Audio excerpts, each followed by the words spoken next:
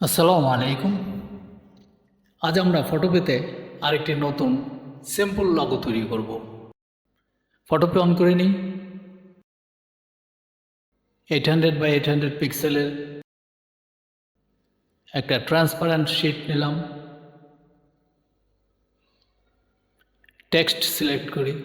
টেক্সটটা একটু সাইজ বড় করে নিই। 3 ডিজিটের একটা টেক্সট লিখব। ক্লোজ করার জন্য টিটা আলাদা লিখে নিয়ে একসাথে করে নেব।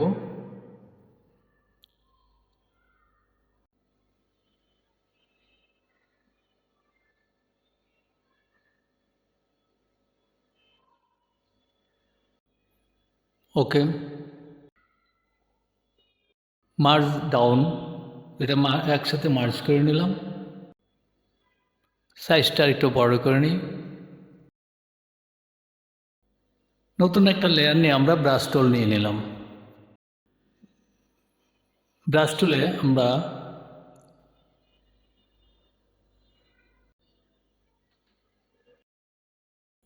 সাইজটা একটু বড় করে নিলাম।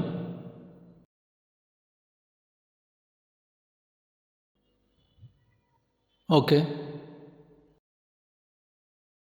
আমরা একটা বাঁশের পাটির একটা ইমেজ নিয়ে নিলাম। ক্লিপিং মাস্ক, ইমেজটা উপরেতে ক্লিপিং মাস্ক করে নিলেই হলো। আমরা লেয়ার টু নামে আরেকটা নতুন লেয়ার নিয়ে নিলাম। কালার ফিল করে নিই। এটা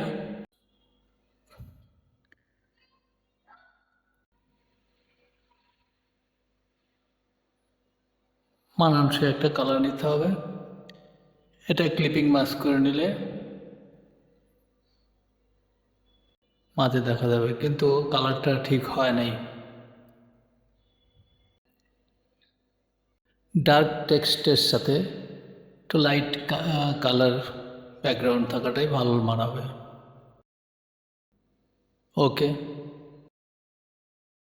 নতুন আরেকটা লেয়ার নিয়ে নিলাম।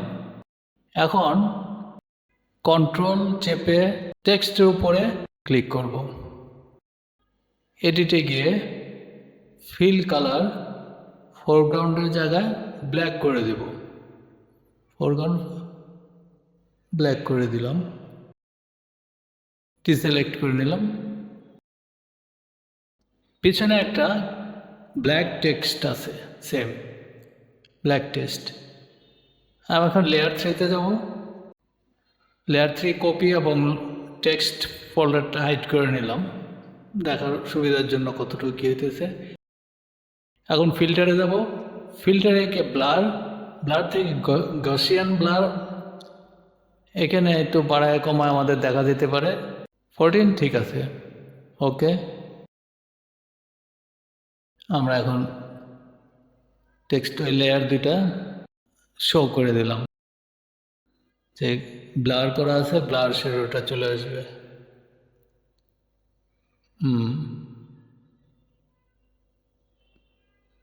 ওকে,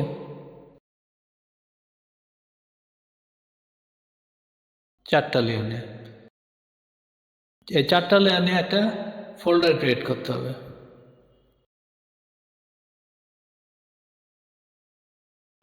ফোল্ডার হয়ে গেল। লেয়ার ওয়ানে ব্ল্যান্ডিং অপশনে যাব। স্ট্রোক সিলেক্ট করে নিলাম। স্ট্রোক কালার,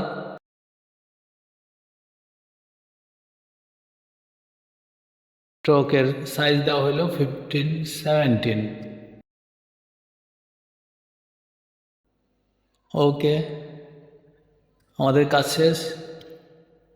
চমৎকার লগো তৈরি হয়ে গেল। এখন আমরা এটাকে এক্সপোর্ট অ্যাজ পিএনজি সেভ। আমাদের লোগো তৈরি হয়ে গেল, আমাদের নিজেদের কাজে লাগাতে পারবো। ধন্যবাদ।